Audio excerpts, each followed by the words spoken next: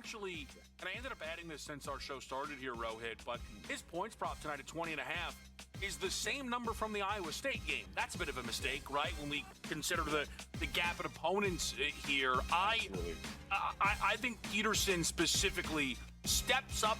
He needs to. I think he kind of owes this team a great performance. Game time decisions. Only on SportsGrid. Obviously, I wanted to play golf. Like, I grew up in England. I came to America on a scholarship because my aspiration was to play the European Tour. And then once I got to America, it was like the PGA Tour. And I think I'd always had kind of this affinity for like the swing and coaching and teaching and tinkering is probably the best way to say it. I'd say that's probably, which is a dangerous road to go, right? The Smiley Show. Only on SportsGrid. Last year, bumped up 10% for the season tickets here. The Bears this year going up by 13.5%. When is too much where it just comes like, I'm just going to sit at home on my couch and not be charged anything and enjoy my day, Joe? Yeah, exactly. Well, you'll see it because there'll be a lot of empty seats in that stadium, Donnie, and then you'll know when the line has been drawn. The early line. Only on SportsGrid. I have my own account. I don't need to have any. He didn't say any of that. So I'm of the belief that if someone accuses you of something and you don't deny it, there's a reason you didn't deny it. Because you kind of feel like they got me. And yes, I'm not going to tell you I did it, but I did it. Yeah. Don't you think so? The Craig Carton Show. Only on SportsGrid.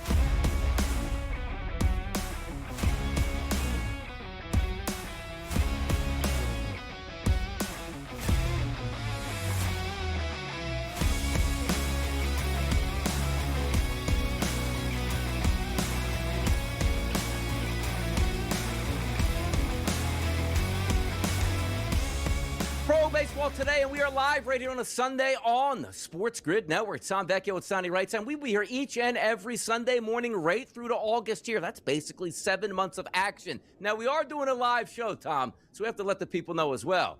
You got hockey and you got baseball this morning. Hey, we got a job to do, don't we? We do. We will be going through every team, AL, team-by-team preview, talking about their big offseason moves. But we do have the USA versus Canada gold medal Olympic hockey game going on right now. The third period just started. Like I said, this is a live show. We're here to do baseball. If we happen to react to something off screen, whatever it might be, that's what we're doing. But, Donnie, we're going to refresh everybody on the big moves that all the AL teams made. We'll go through their rotations, their starting lineups, and then we're going to dive into, most importantly, the betting odds for them, the team totals, the pennant odds, World Series, you name it.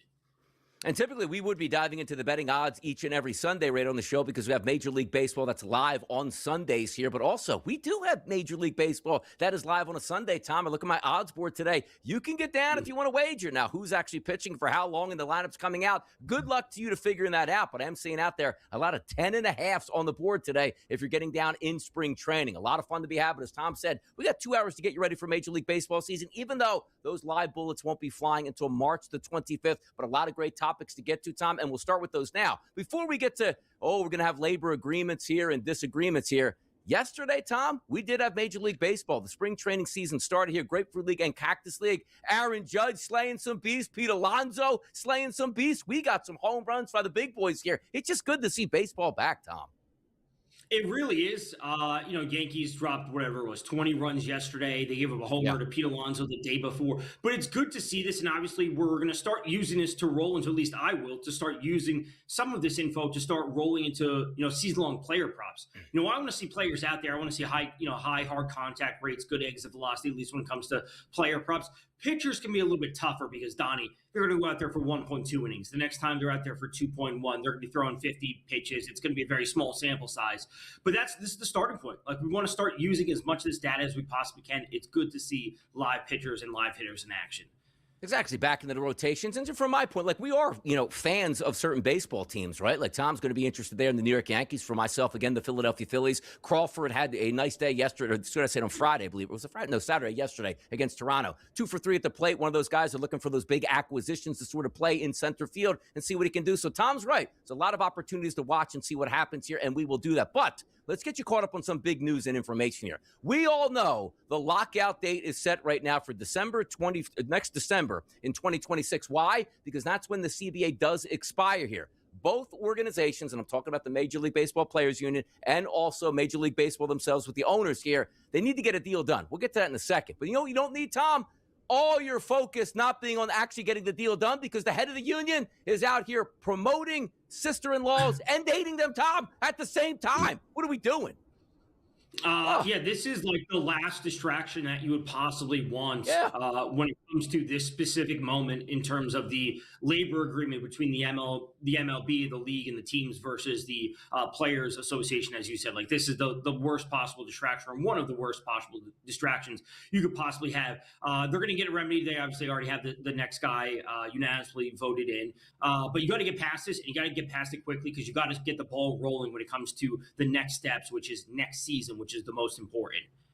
Yeah, I mean, this is like we're talking about in the collision course of what Major League Baseball wants and expects from the players itself and also from the ownership groups as well, Tom. Because when you look at the lockout coming up, here's how you know it's starting to get serious. Like, teams not spending a lot of money in the offseason, outside the Dodgers and the Phillies who spend money in the Mets, we get that. But some of the lower-level teams and good baseball teams, Tom, the team last year that actually had more wins than anybody in Major League Baseball in the regular season was the Brewers. They spent like $1 in free agency this year. But also, Tom, the ownership groups, $75 million apiece. That war chest is building up in case there is a missing piece to that baseball season, which means April, May, and June, or they miss it altogether, Tom.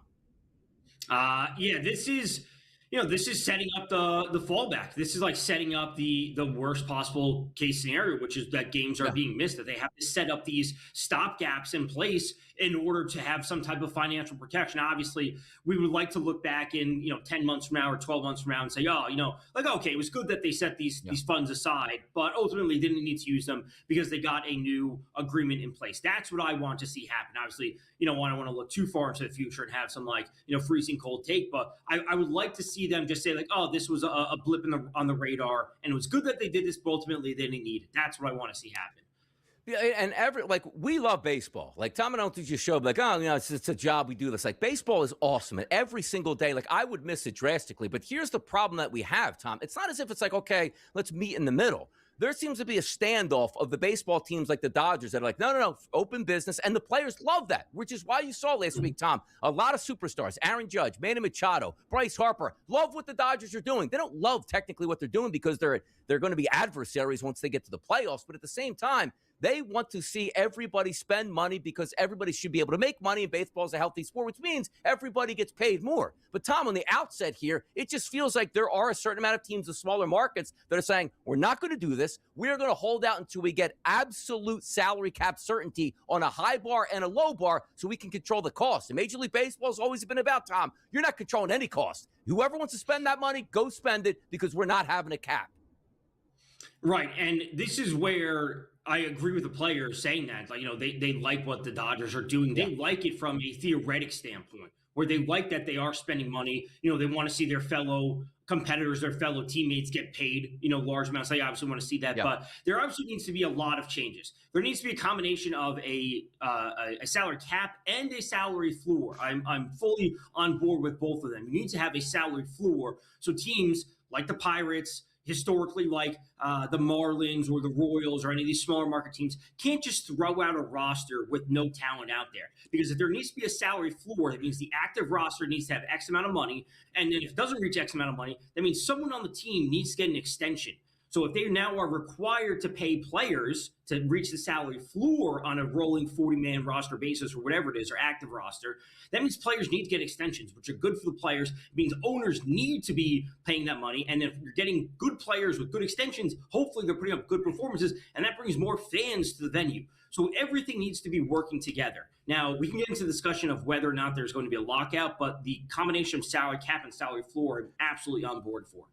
And I think most people are. And also understand this. Sometimes it just comes from the teams that you root for. Like if you're a Dodgers fan, do you want a salary cap and a floor? No, you like it the way it is because your team is built. Tom's a fan of the New York Yankees. Now, the Yankees aren't outspending the Dodgers, but they're still top 5. I'm a fan of the Philadelphia Phillies. I technically don't want to see a lockout end or because we have to have salary cap restraints because that actually would hurt my baseball team at this point. But if we are being safe, you flip it over to the NFL, Tom. Like way back in the day when the NFL's like, hey, if we want to survive, and I'm the Mara family in New York, I could easily press out Green Bay and be like, yeah, good luck to you. Pay Pittsburgh Steelers. Good luck to you. We're going to have all the money. We're going to keep the rights to ourselves. We're going to spend more money than you, and we're going to dominate. But that wasn't good for the health of the league. So the fact you can operate a team in Green Bay with the same aspects of a team in New York, that's fantastic for the sport. But baseball, Tom, just isn't built like that. And most of the fans say, why should I be a fan of, let's just say, I don't know, the Cincinnati Reds or the Miami Marlins who are saying, we're not going to spend any money because we can't afford it, and just good luck and enjoy the ballpark. Pittsburgh Pirates as a case. Everybody wants to be on even playing field, but sometimes you say, be careful what you wish for at that point, Tom.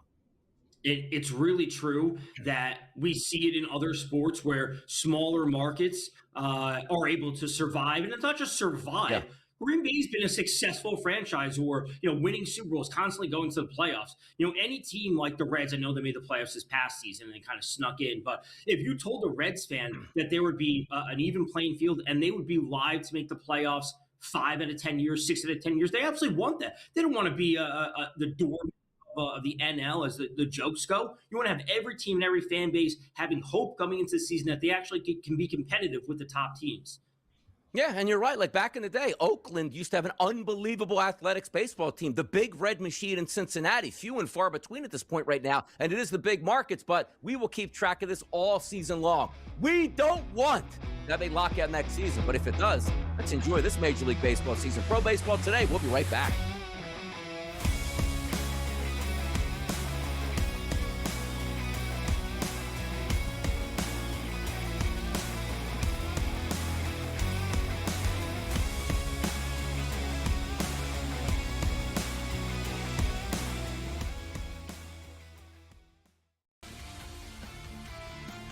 The level of hockey is being played. Like, if you're not really into the NHL, you should watch this and you will enjoy it. Like, it's a different level of hockey. Like, the NHL, basically, there's like 6 really good guys on each team. And in the Olympics, like, every guy is good. Like, it's next level. It's something to behold. Winter Games Central, only on SportsGrid. Yeah, and with the Clippers, Craig, it feels like Kawhi is on an island. We saw him ball out in the All-Star game the other day. Kawhi was very impressive, and he's had a fantastic season. I think when you look at the Clippers, if the Clippers record was better, but he's still James Harden, you would be talking about Kawhi as an MVP candidate. He's been one of the best players in the league in terms of how he's been playing. He's been fantastic. Newswire, only on SportsGrid. George Rutschman is an interesting one here. I mean, this was somebody that we were told was going to be a superstar. I feel like we've done this now with back-to-back young catchers on Baltimore that they've taken. They've taken Matt Wieters. Remember when they took him super high and everyone thought he was the second coming? Then they took Adley Rutschman. I guess the good news is they have Sam Basallo, who's supposed to be fantastic too, but can't whiff on 3 like that, can you? Fantasy Sports Today, only on SportsGrid.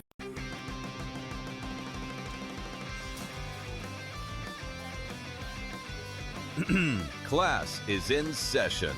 Today, let's talk about the teaser. A teaser is a multi-leg bet where you shift the point spread in your favor. You get better numbers, but every selection has to win. It doesn't matter what you bet if you don't have the insights. Tune into SportsGrid and get ahead of the class.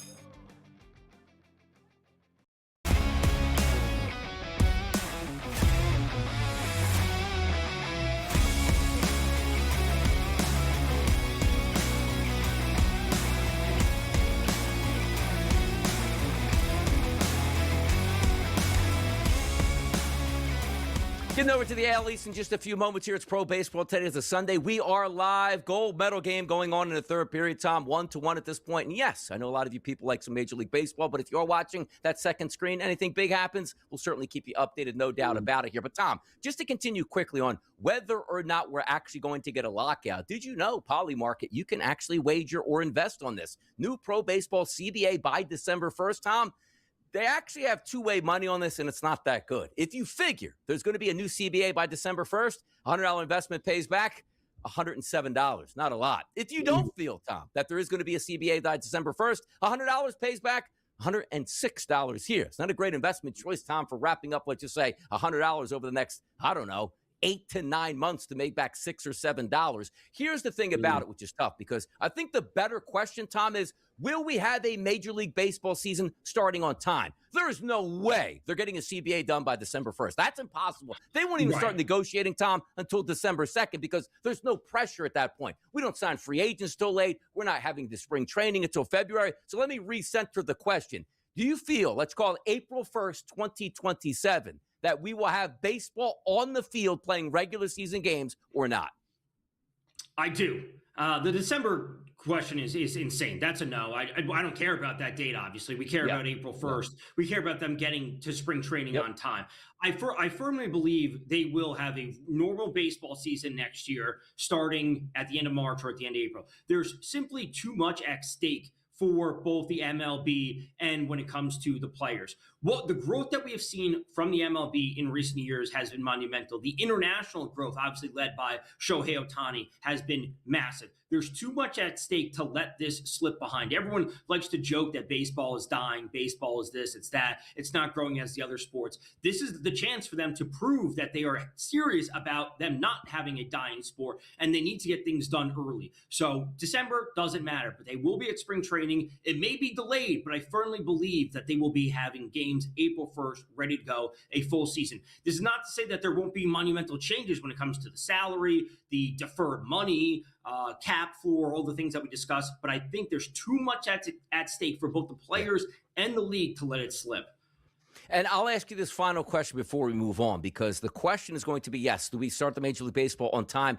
I don't think, Tom, there's any way that there will be a hard I don't like baseball, like the ownership. Hey, we're at $75 million. We'll burn this to the ground. Nobody wants to lose an entire baseball season, because they almost lost baseball in the mid-1990s. It took some time to come back, and they let steroids come in, and the home run derby finally brought it back here. But understand this, Tom. For me, there's no way there has to be a compromise on both sides. Like, okay, maybe there's floors to this, then you bring it up a little bit. There's never going to be a hard salary cap on top of the Major League Baseball Players Union. It's not going to happen. I'll agree with you on that. But for me, Tom, starting the Major League Baseball season, I just don't see it happening. I see a COVID season. I see, Tom, me and you doing baseball shows for months going like, oh, my goodness, June 20th, they're going to start the season, Tom. There's going to be a sprint to August, and then 20 teams make the playoffs. Like, that's what it feels going to happen. I'm not there yet. If something changes dramatically between now and December, I could get there because I know that's what they'll be willing to do. But again, I think there's too much at stake between the fans and the players for them to drop the ball on this. Let's take a look at some lineups here, Tom, in the AL East. The New York Yankees here taking a look. Grisham, Judge, Bellinger, Rice, Stanton, Chisholm, McMahon, Caballero, and Wells here. And, of course, the focus on the middle of that lineup. Cody Bellinger was brought back. Aaron Judge is the MVP. Ben Rice looking to do big things in that fourth spot here. And then also the health and stability of Aaron Judge and also Giancarlo Stanton. We know the power is there for the Yankees lineup, but even you take a look at Aaron Judge saying, I wish we spent a little bit more money like the Los Angeles Dodgers. That lineup, as is here, looks pretty good. And if Aaron Judge can repeat what he did last year, the Yankees will be on their way back to the playoffs. That's right. They're basically running it back as they did last year. I know they said that that's not what they're going to do, but they did run it back, essentially. They re-signed Bellinger. They re-signed Paul Goldschmidt there. Obviously, some of the utility pieces that they brought in. It is one of the best lineups in baseball. That just comes down to it. The issue for the Yankees has never been their lineup. It's always been the pitching. It's also the consistency outside of the power, which everyone's going to talk about. Oh, when they're not hitting home runs, it's this. We see it come July 1st, August 1st, the Yankees record, when they hit one or more home runs or two or more home runs, they're 50 and 20. And when they don't hit any home runs, they're 20 and 50 or whatever it is. They have power. They need to utilize it, but they also need to improve at the other things. Yeah, we'll get to a lot of these teams and certainly giving those brush-ups. We've got a lot of time before that opening day start that we look at, but now we can start to look at some of these teams and the free agencies they made now that we can actually see them on the baseball field in spring training. It's fun, and we'll look at the Red Sox here. One of the lineups I really liked last year, Tom. You had speed, you had power, you had contact, you had it all there. Roman Anthony, Trevor Story, Duran, Contreras, Abreu, Narvaez, Durbin, Meyer, and Rafaela here. The middle of that lineup, again, gives you a lot of speed and a lot of power. Big things for the Red Sox this year. I like the way it looks. I do too. The addition of Contreras, the offseason trade, I think is big. Yep. Now, what I'm going to say this year about the Red Sox is what I said largely last year. It comes down to the development and the increase of production from the young players. Roman Anthony, Marcelo Mayer, these players need to step up, right? If you have dead spots in your lineup, I think Story had a great year last year. Can he put together for a full 162? We'll see. Duran's obviously super solid. Contreras is great. Whether they get back some of the players that they have injured, Tristan Casas. That I'm still worried about. But if the young players step up and prove that they can be the prospects that they're expected to be, then we're talking about a really dangerous lineup. Yeah, because you look at the top of that lineup, too, like Roman Anthony, you got Meyer in that lineup. It's that nice balance of, we got some power in that lineup, but young kids looking to step into it. Because if we're taking a look at some of those, projections into this season and what they should do, just last year alone, Trevor Story, 25 home runs, Duran, 16. You had Contreras at 20, at 22 out of Abreu. If you can get those power numbers up just a little bit more, that's certainly a significant lineup that you can take a look at here in the AL East as we move it forward. Now, take a look at those Toronto Blue Jays here. Santander probably done for the season. Tom, we won't rush our way through this here, but there's a lot of expectations on a team that won the AL East coming into the season, going through to the World Series. Is there a hangover or not? But that lineup looks pretty good here. The pop at the top here. Can those veterans, Tom, once again stay healthy?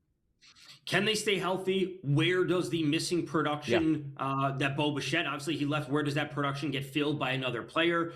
Bringing in a younger Japanese player or their rookie, Akamoto, I'm very interested in. I think this is going to be a team that needs to be like all hands on deck. It's not going to be one player. Everyone needs to step up and do just a little bit more. And I think the Blue Jays will be right back there. I also think the Blue Jays will be very aggressive this year at the trade deadline if they need to be. Yeah, certainly can. George Springer last year, 32 home runs. Love to see that. 21 out of Barger. Vladdy only 23 home runs. That should be able to increase this year. A lot of tools in the shed there for the Toronto Blue Jays. The question is, can they go back-to-back in the AL East next year? We'll see what happens. It's going to be coming up soon, and we'll be right back.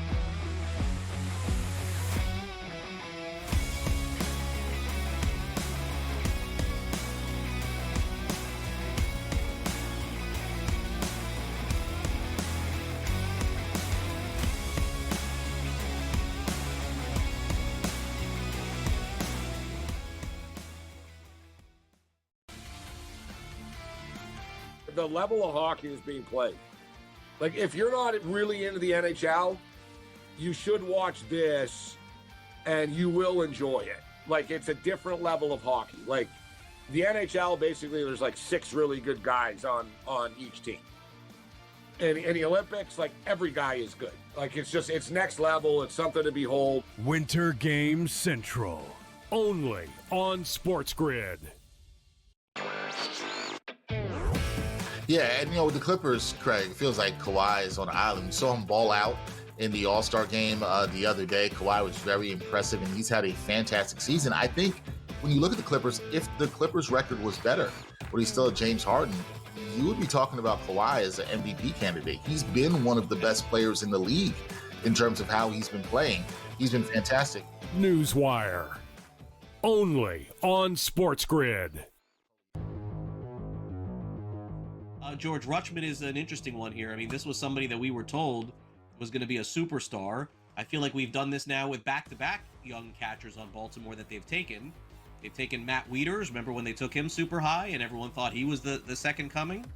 Then they took Adley Rutschman. I guess the good news is they have Sam Basallo, who's supposed to be fantastic too, but can't whiff on 3 like that, can you?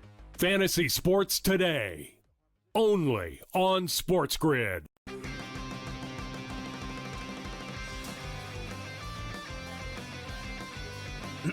Class is in session.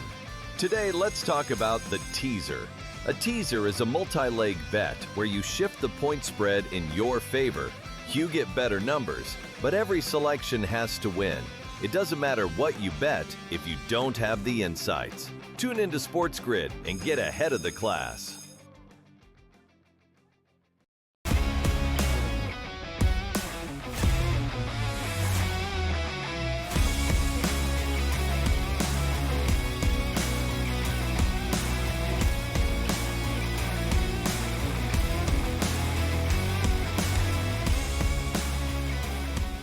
Pro Baseball Today, Donnie writes out along with Tom Vecchio here. And yes, we are in the third period late. A double minor for Canada, which sets up a 4-minute power play for Team USA. If anything happens here, we'll let you know. But I got to tell you, it just feels like, we're probably headed for overtime at this. So maybe we'll be here all the way through those overtime, Tom, with 3-on-3. That's kind of crazy work here. But hey, we're balancing baseball and hockey. Who would have thought that? We are. It feels like at a certain point, I want to throw up watching Team USA play after waiting 16 years to see them back in a gold medal game. But we got to get to the Orioles. We got to get to Tampa Bay Rays. We also got to touch on the pitching staffs for all of these teams. Yeah, we will do that. Let's get to the Orioles hitters, Tom, because, again, we see some of the construction. You take a look at Oriole Park at Camden Yards. Home runs should be able to fly out of there. Ward, Henderson, Alonso, Rutschman, Beavers, Kalzer, Alexander, Basulo, and also Mayo in that lineup here. Taylor Ward up top there. Sort of a catalyst here. Good to see this lineup. We should be getting some hits there. And by the way, Pete Alonso, as we said, already rocking bombs here, Tom, in spring training.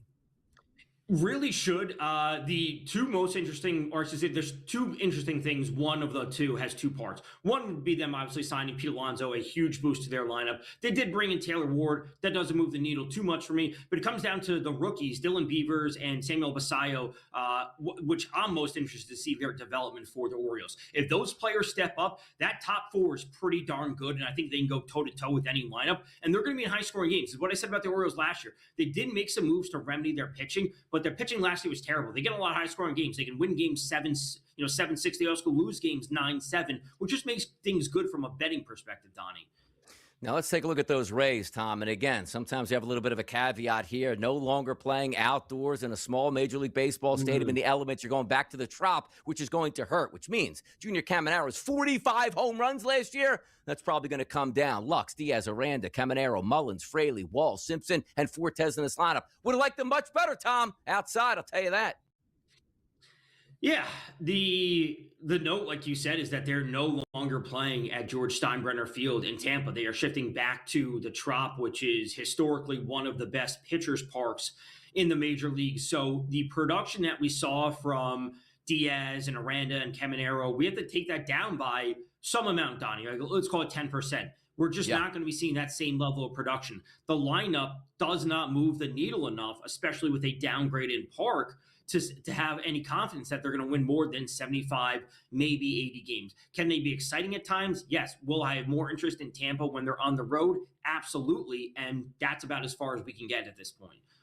Yeah, it'll be interesting to see how it plays out, but it's just a shame, Tom. It was so much fun. Like, hey, you can actually break down Tampa Bay games and go over 1.5 bases and RBI and home runs here, and there was a lot of runs scored. Now you're going to go back to the Trop where, wow, look at that. Oh, look at that. Only went 270 feet because it died in the outfield. I mean, why do we even need a roof in Tampa anyway? Just chop the roof. If the roof got blown away, that should have been a sign from God. Like, we're not supposed to have a roof in Tampa Bay, but it is what it is. Let's get back here to some of the rotations, Tom, in the AL East and have some fun with that. And starts with the New York Yankees here. The question is, how good's Garrett Cole going to be? He didn't pitch at all last year for the Yankees. You get him back with a 1-2 punch of Max Fried, who was really good for the Yanks last year. Schlittler, Warren, Weathers, Heel still in that lineup here. Rodon and also Schmidt. Tom, if we're healthy for the Yankees, top of the rotation, that's damaging, man. That's good stuff.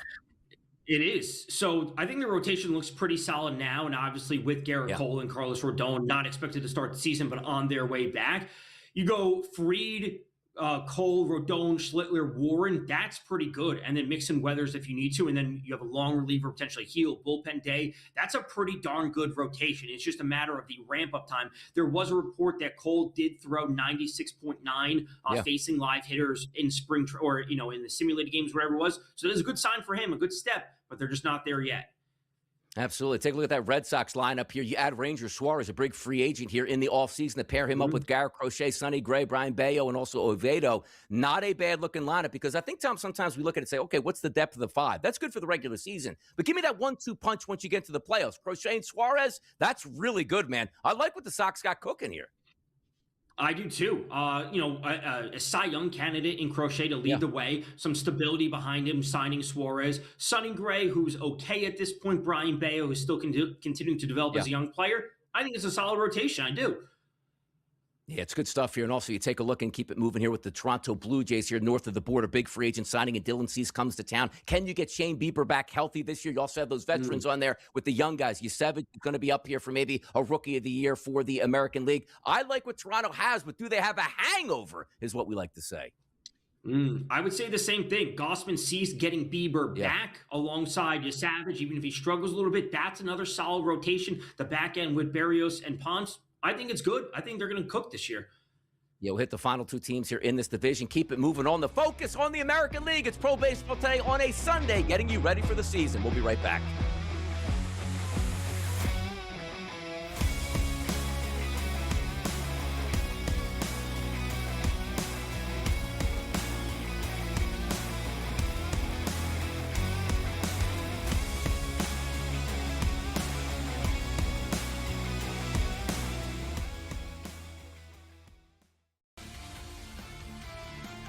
The level of hockey is being played.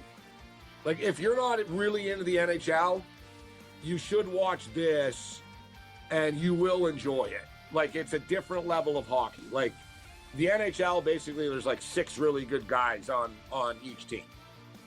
And in the Olympics, like, every guy is good. Like, it's next level. It's something to behold. Winter Games Central, only on SportsGrid. Yeah, and with the Clippers, Craig, it feels like Kawhi is on an island. We saw him ball out in the All-Star game the other day. Kawhi was very impressive, and he's had a fantastic season. I think when you look at the Clippers, if the Clippers' record was better, but he's still at James Harden, you would be talking about Kawhi as an MVP candidate. He's been one of the best players in the league in terms of how he's been playing. He's been fantastic. Newswire, only on SportsGrid. George Rutschman is an interesting one here. I mean, this was somebody that we were told was going to be a superstar. I feel like we've done this now with back-to-back young catchers on Baltimore that they've taken. They've taken Matt Wieters. Remember when they took him super high and everyone thought he was the second coming? Then they took Adley Rutschman. I guess the good news is they have Sam Basallo, who's supposed to be fantastic too, but can't whiff on 3 like that, can you? Fantasy Sports Today, only on SportsGrid.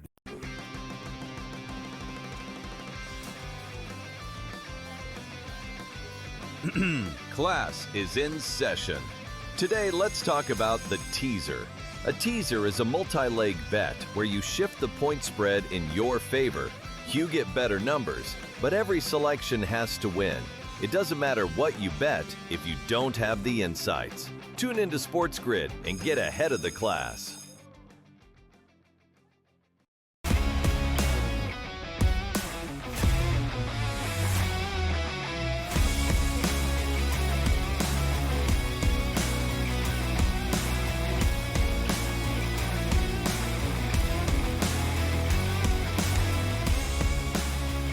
Offense expected down in Baltimore this year, Tom, but the question is going to be, what are we getting out of those pitching staffs? It's Pro Baseball Today right here. Donnie Wrights out along with Tom Vecchio, Rogers, Bradish, Bassett, Boz, Eflin, Kramer. Looks like, Tom, we might be betting a lot of overs down there in Baltimore. No? Come on. It certainly doesn't look like a rotation that I'm super interested in backing. Yeah. And we said this last year about the Orioles where they needed to make changes, or I should say 2 years ago, they needed to make improvements at the trade deadline for their rotation. They didn't go out and do it. And they get rid of Grayson Rodriguez and they trade him to the Angels in the offseason for Taylor Ward at the top of their lineup. To me, that's a mistake. If you were to tell me that the Orioles had enough hitting without Taylor Ward, I would say yes. I would say I can buy into that. And giving up a young pitcher like Grayson Rodriguez, I think is a mistake because there's not enough players in this rotation that move the needle. Even when they had Grayson Rodriguez, now they got rid of him. I think it's a mistake. Yeah, it's crazy. And you take a look at Tampa Bay, too. We know that their bullpen's going to be interchanging openers and all this stuff, which they like to do. But I think the key is going to be like, remember how good Shane McClanahan was? Can he get back to at least some form here? Can really help them out? Rasmussen, Pepio, Martinez, and Matz. Not a great rotation, but usually when you look at Tampa Bay, it's usually not great because of how much analytically they use that bullpen here. But I'm looking forward to see what we get out of Shane McClanahan this year. I am too. I am a big Shane McClanahan fan. I thought he was obviously up there as one of, if not the best pitcher in the AL when he was fully healthy a couple years ago. But if he's just okay, Donnie, there's nothing in this rotation that's scared. Like Rasmussen's going to put up good performances, but this is not a good rotation. When Steven Matz is pitching for the Rays and they're on the road, sign me up for those opposing hitters every time. Like, I never want to count them out, Tom, because the Rays, they're always finicky. They're always tough to deal with. But you look at that division now, like, it just gets better and better every year. And it's like, how can Tampa hang on? Which, again, they do tend to do that. It's just a shame we can't do it in that ballpark here and pop some home runs out of there. But the Tampa Bay Rays, we'll find out what's going to happen with them in 2026, Tom. Let's go over to the Central Division of the AL. We're going to start with those Detroit Tigers here. Keith, Torres, Carpenter, Green, Torkelson, Perez, McKinstry, Dingler, and Meadows. They might not be household names to you, Tom, but I know a lot of the times, Carpenter, Green, and Torkelson, we're going to be loading those bad boys up. Yeah, this is a lineup that you and I both really like, and we have for a couple of years. There's plenty of power in this lineup. You know, Gleyber Torres had a good season last year. He gets on base. He's patient at the plate. Carpenter, Green, Torkelson have a ton of power, which we love to see, especially when we go righty, lefty, righty with those guys. And then, Donnie, when it comes to the rotation, this is the thing we've always talked about with them as well. Yeah. I love the rotation. Look, and again, projecting towards the playoffs. This is a team that should get to the playoffs, and you don't want to have a 1-2 punch that starts with Skubal and Valdez. Valdez comes over for big money. Arbitration didn't work out in Detroit's favor, which is ridiculous. And, of course, Tarek Skubal is going to get paid. You need a bounce back from Flaherty, Tom. Last year, 4.64 ERA. Verlander signed as that extra arm to eat innings here. But if they are going to make the playoffs, Skubal and Valdez, as good as it gets in baseball.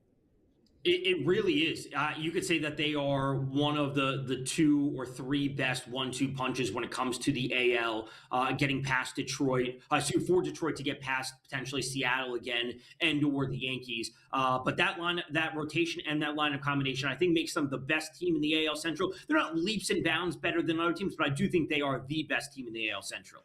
This is one of those teams we're going to talk about next to Cleveland Guardians. Like, what could have been over the past couple of years? And now you look with a lot of question marks on what this lineup is actually going to provide and not spending a lot of money in the offseason. Quan, Valera, Ramirez, Manzardo, DeLauder. You got Arias, Kefas, Naylor, and Rocchio. The lineup, like in the past, like, oh, you know what? This lineup can do some damage. I look at this with a lot more question marks than I like to see. They got 30 bombs last year out of J-Ram, which is one of the best players in baseball. 27 home runs out of Manzardo, but not a lot of pop throughout the rest of that lineup, Tom.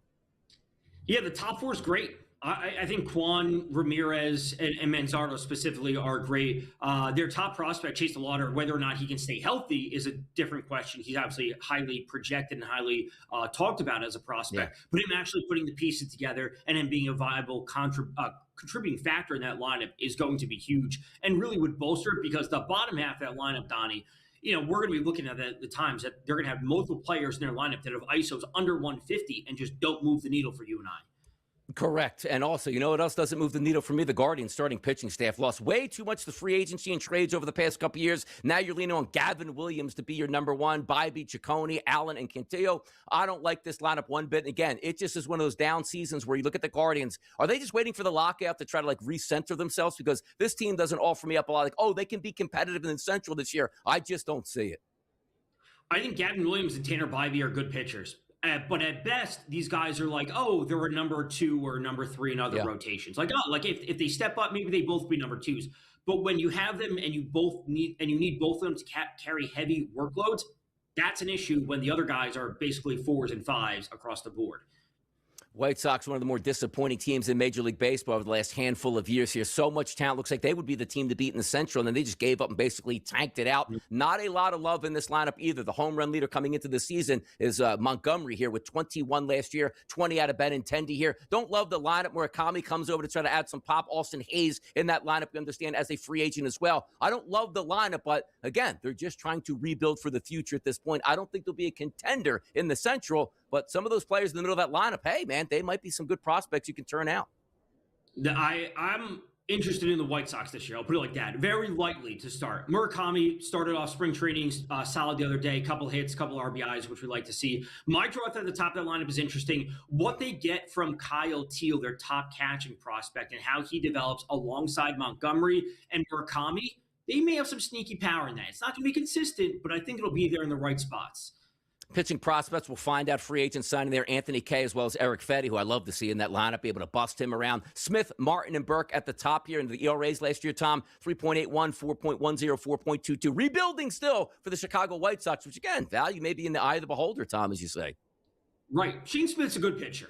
After that, there's not much, but it's more about the pitching is so bad, Donnie, that when they're on the mound, that's who we target. We target Eric Fetty when he's on the mound for the White Sox. I'm telling you, you know we're going to be targeting this year, Tom? Kansas City. I've always liked that lineup. It's a tough hitting ballpark, but also it gets heat and humidity in the summer here. Now the fences come in. You take a look at Michael Garcia, Bobby Witt Jr., Pasquantino, Perez, Caglione, India, Jensen, Collins, and Isbell. There is power in that lineup. Look at the top four guys. 16 bombs out of Garcia here, 23 out of Witt, 32 out of Pasquantino, 30 out of Salvador Perez. Those numbers should be going up, Tom, maybe 5 to 10% just with the changes in their home field. I've always liked this team, and I'm going to continue to like them this year as well.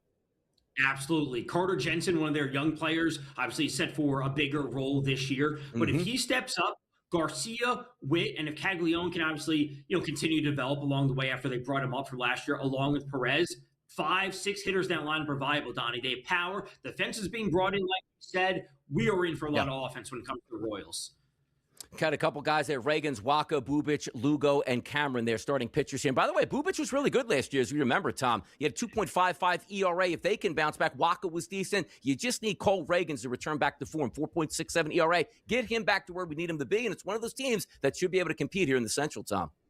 Yeah, Bubic was really solid before he got hurt. So you give me a Reagans, Bubic, 1-2, Waka, and Lugo to eat innings, and that's a solid four-man rotation. It's not the best, but it's good enough to keep them in games and keep things consistent and let the offense do 60% of the work. I think they can start to win games a little bit on the higher scoring side. Pitching just needs to be good enough.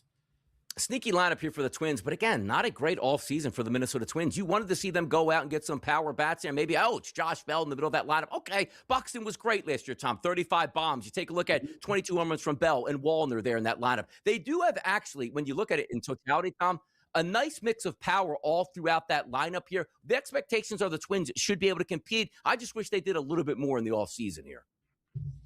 No interest in the Twins. Last year, coming in, the Twins were the favorites to win the AL Century. I said I was out on the Twins. They have a bad team, a bad rotation. They showed it last year at the trade deadline when they traded off, 10, 11, 12 players, whatever the number was. Yep. Completely out on the ready Twins. For the lockout. Luke Keyshaw, I think he's an interesting prospect. He needs to step up. Byron Buxton, we'd love for him to stay healthy. Out on him, out on the rotation. Sell. Tom, how about their starting lineup, too, the pitching here? Joe Ryan last year, 3.42 serviceable. After that, Ober, you love to dominate, 5.10. Simeon Woods Richardson, 4.04. One of those young kids looking to get out of his way. Taj Bradley, boy, the thoughts that we would have would he be a power pitcher in Major League Baseball, 5 ERA. And Zebby Matthews, who they put a lot on, 5.56 ERA. Oh, Minnesota, what are we going to do with you? We'll be right back.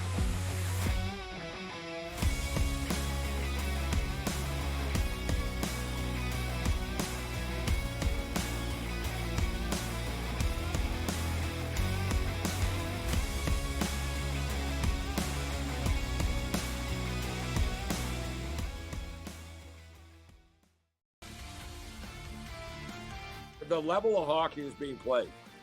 Like, if you're not really into the NHL, you should watch this and you will enjoy it. Like, it's a different level of hockey. Like, the NHL, basically, there's like 6 really good guys on each team. And in the Olympics, like, every guy is good. Like, it's next level. It's something to behold. Winter Games Central, only on SportsGrid. Yeah, and with the Clippers, Craig, it feels like Kawhi is on an island. We saw him ball out in the All-Star game the other day. Kawhi was very impressive, and he's had a fantastic season. I think when you look at the Clippers, if the Clippers' record was better, but he's still at James Harden, you would be talking about Kawhi as an MVP candidate. He's been one of the best players in the league in terms of how he's been playing. He's been fantastic. Newswire, only on SportsGrid.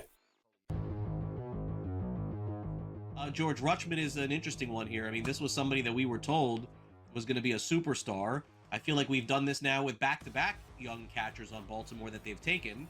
They've taken Matt Wieters. Remember when they took him super high and everyone thought he was the second coming? Then they took Adley Rutschman. I guess the good news is they have Sam Basallo, who's supposed to be fantastic too, but can't whiff on 3 like that, can you? Fantasy Sports Today, only on SportsGrid.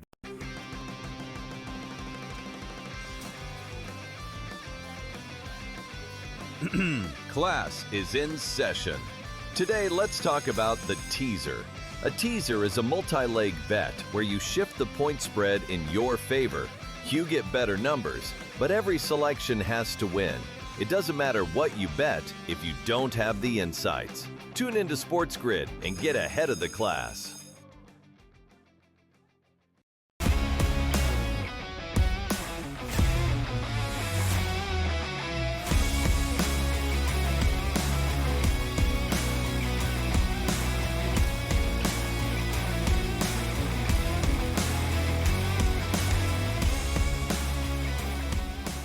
Pro baseball today. By the way, quick update here on men's Olympic hockey. Overtime about to start up here, I guess, in around 5 minutes here for the first overtime period. It's 3-on-3. It's going to happen fast. And we're live on the air right now, having some fun breaking down baseball, getting you ready for opening day. But we're going to break in, Tom. Just a matter if it's going to be USA scoring or if it's going to be Canada here. But we got business to handle, Tom, out on the West Coast in the AL West. And, oh, my goodness, last year, one of the most fun teams you can watch were the Seattle Mariners last year. Why? 60 home runs out of Cal Raleigh in that lineup. Brendan Donovan, the leadoff guy, 32 bombs out of Julio Rodriguez, 20 bombs out of Naylor, who they re-signed back here, 27 home runs out of Arozarena, and the rest of that lineup here, Tom. It hits, and it hits with power, which is crazy because the ballpark they play in. But the Mariners, once again, high on everybody's boards. Why? That lineup looks good start to finish.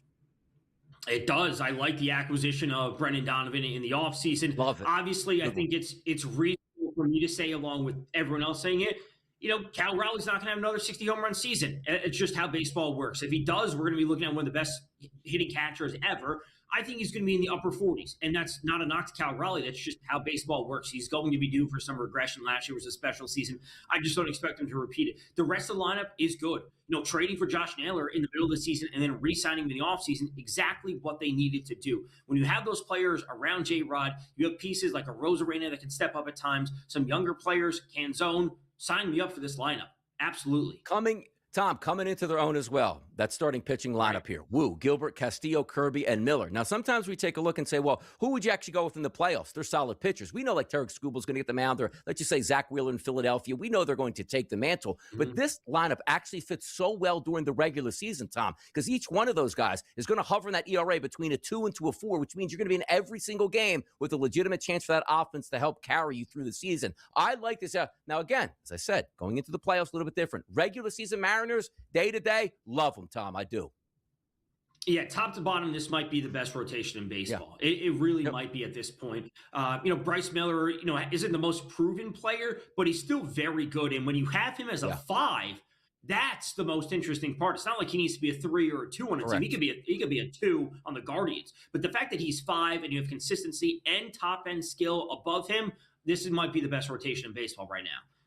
Let's get to their nemesis here, which is typically the Houston Astros here. Pedigree of a champion, of course. Players that won championships, yes, they're still there. But the questions come up is, what are we going to get from them this year? And also, can we just have Yordan Alvarez be healthy this year, Tom? Not 199 plate appearances, only 6 home runs. That's a guy that needs to be hitting 35-plus home runs in the middle of that lineup. Jeremy Payne, you love him there in that top spot, no doubt about it. Jose Altuve, Carlos Correa, Christian Walker, and away you go here. Starting with the lineup here, Tom, how do we figure? But for me, as I said, it's Yordan Alvarez getting hot once again and being healthy can really ramp that lineup up.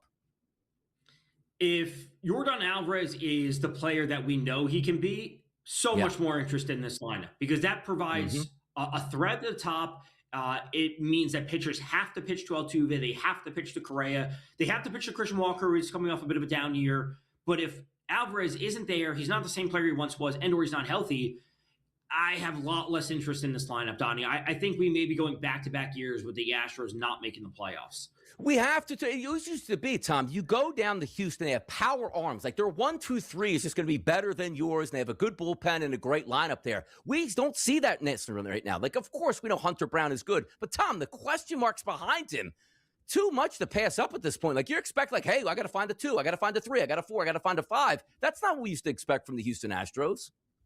It's not. Things have changed between trades and losing players in free agency, whether it be Verlander, whether it be Cole, whether it be with Valdez signing with the Tigers. But Hunter Brown's awesome. I think he's a legitimate kind of bottom end Cy Young candidate. But after that, there's not a lot that I'm worried about.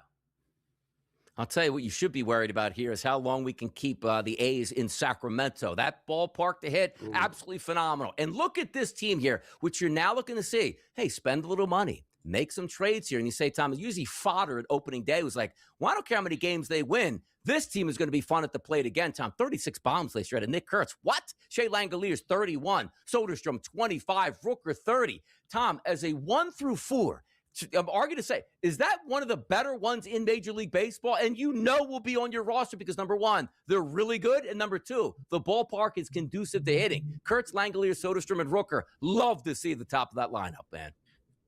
Love it. I honestly, I would extend it further with Jacob Wilson, who at one point was leading the AL in batting average. Doesn't have a ton of power, but he can legitimately hit 330. I still have a ton of interest in Lawrence Butler. Then bringing over Jeff McNeil with the trade with the Mets in the offseason. You know, we're really talking about 7 hitters in this lineup that I have interest in on a day-to-day basis. But the top 4 may be arguably some of the best 4 hitters we can have back-to-back in a lineup with the power and the combination of the park, Donnie. It's not just looking at, Caminero, as we talk about the Rays, who had all those home runs last year, but they're the Rays. They're playing in Tampa. I like seeing the power and the combination of the park. They're going to win and lose games 10-8 all the time.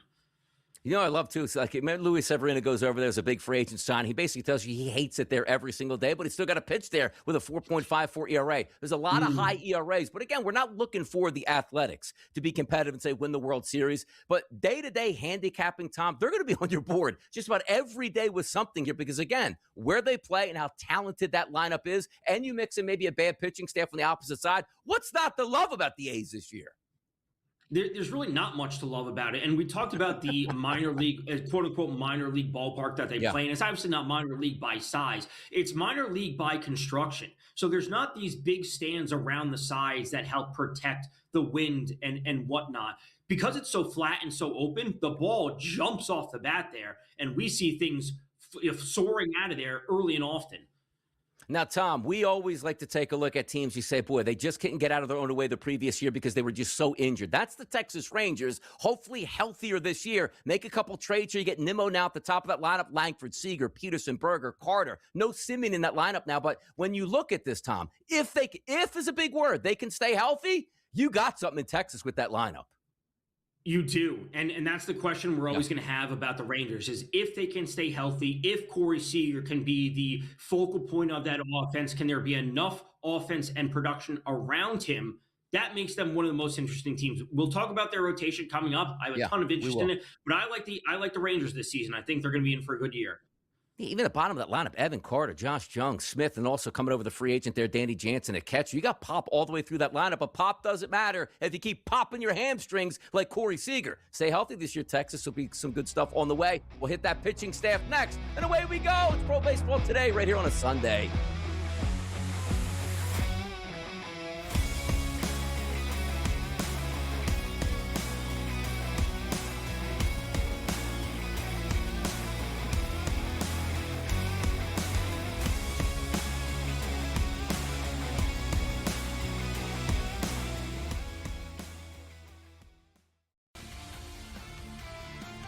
The level of hockey is being played.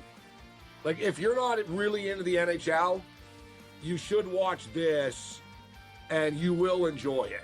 Like, it's a different level of hockey. Like, the NHL, basically, there's like 6 really good guys on each team.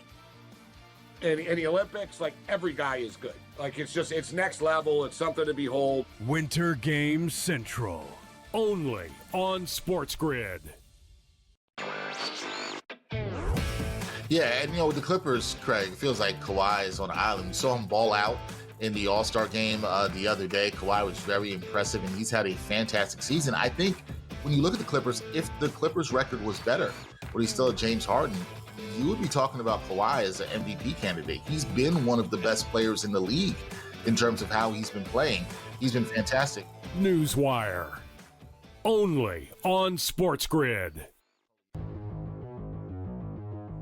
George Rutschman is an interesting one here. I mean, this was somebody that we were told was going to be a superstar. I feel like we've done this now with back-to-back young catchers on Baltimore that they've taken. They've taken Matt Wieters. Remember when they took him super high and everyone thought he was the second coming?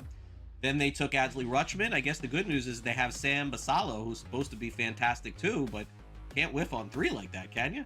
Fantasy Sports Today, only on SportsGrid.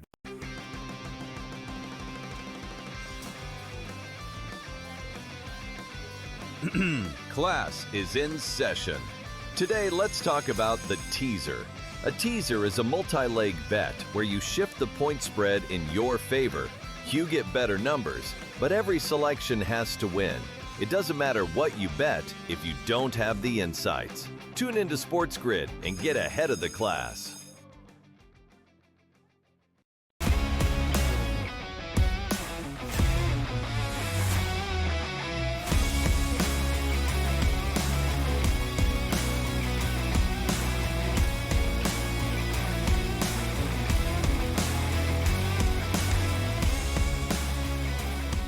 Quick update here on the ice. I'm Donnie Rightside. He's Tom Vecchio. Now's the time we throw it over to Tom Vecchio. Please give the people an update on overtime here, Tom. What happened? Team USA coming away with the gold. Jack Hughes of the New Jersey Devils pots the golden goal in overtime, 3-on-3. Team USA with the gold medal over Canada. Absolutely unbelievable. The run for Team USA has been fantastic. Quinn Hughes, his brother, with the overtime winner versus Sweden in the quarters. They ran through Slovakia the other day. Hellebuck played amazing in net, and Jack Hughes pots the winner. Team USA going away and coming home with gold in men's and women's, Donnie. That's unbelievable here, how good Team USA has been all throughout. Connor Hellebuck was great. And also, as we were talking about, Tom, like how quick you knew this was going to end. The best players in the world at 3-on-3. There's a ton of open ice. It just takes one snipe, and they got that this morning. So if you're watching, congratulations. It was a great game. The Kachuk brothers, Captain America's out there. You saw them circling the ice. That's the way you get down. That's excitement. And also, we're a live show. Oh, Donnie and Tom are talking baseball. No. When big things happen, we bring it to you live right here on the show. That was great theater here. Team USA wins gold along with the women's here to sort of put a cap on the 2026 Winter Olympic Games. Were absolutely phenomenal. The only thing left, Tom, is what do you think the ratings were on a Sunday? Oh, you put it on too early. What do you think those ratings are? The ratings are going to be through the roof. Whatever they are, whatever metrics they are, they're going to be fantastic. They're going to say this is one of the most watched hockey games of all time. It was an amazing pass. It was an amazing setup. And just everything about it was fantastic. Donnie, we have to talk baseball, but Jack Hughes, American hero, brings home the gold.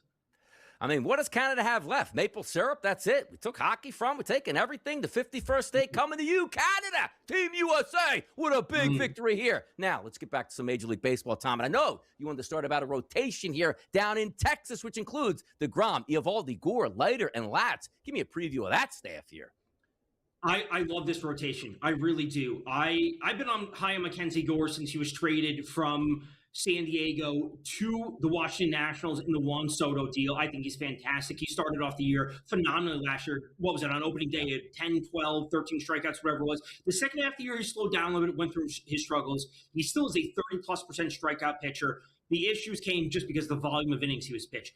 DeGrom and Eovaldi, they need to stay healthy. We're going to say this about them the entire season, if they stay healthy. Then it comes to Jack Leiter and Kumar Rocker not being number 5 starters. If they can step up and be serviceable 3, 4 starters, then you have DeGrom and Eovaldi, who are number 2 starters, Gore, who will elevate himself to number 2, and you have one of the better rotations in the AL West alongside the Mariners. I think 2 teams, the Mariners and the Rangers, make the playoffs this year at the AL West. By the way, like last year starting these shows, like we were going very high on Texas last year, and it wasn't it's like, oh, they just underperformed. They just weren't healthy. Stay healthy this year. Texas should be hell on wheels. I tell you, it's not going to be hell on wheels, and never is, Tom. There's the Angels out there. A little Zach Neto, Shanuel, you got Trout, Moncada, Adele. Now, the one thing about that is they do have some pretty good power numbers. And again, sometimes you're handicapping these, not based on these teams winning or losing, Tom, but on a day-to-day basis. They gave you some pretty good options there last year. And how about Joe Adele? We've been waiting for this guy, right? 37 bombs last year, Tom. They have good players. They don't have a good team, is the way, like, I keep thinking about that with the Angels, obviously doing the prep work. They have good players. Logan O'Hoppe, their catcher last year, started off with a lot of power. This is a player that we were interested in at the beginning of the season. Nato, Shanuel, like you said, Moncada's got power. Joe Adele has power. He put together a fantastic season. But those are good players. And when they don't have a level of consistency that we can trust, that's where the issues come in. So a player having a good game happens, but their entire team, I'm never going to be sold on. And again, Tom, this goes back to like, and it always comes up like sometimes Joe and I talk in the morning. It's like, can you imagine like you had Mike Trout and Shohei Ohtani, and your team stunk. So you go, okay, when they traded them, both of those guys, right, you probably got like 15 unbelievable prospects. Tom, they let Shohei Ohtani go and walk and got nothing for a generational talent. Tom, they got nothing for Ohtani. And this is where we're having now with the Angels going like, hey, look at the team that plays a little bit up north here from us in Orange County. They're pretty good. Yeah, because Shohei Ohtani is the best in the world. But again, as I say this, like a lot of times, me and Tom aren't the handicappers going like, okay, money line here, run line here on this. If I look at that lineup and compare it with the pitching staff that they have, Tom, it's one of those, they're going to be involved. Like the Angels going to be involved on my card constantly. They're going to be involved, as we talk about, because they're bad. Baby. Thank God, if Alek Manoah actually makes the roster for the Angels, we're going to be looking at the Angels because they're bad, because they give up home runs. So they're a bad team, but we still have to worry about what they bring to the table. Exactly. And what are we going to bring to the table, Tom? 1 hour down, hour number 2 to go, right here on the Sports Grid Network. We're talking baseball, baby.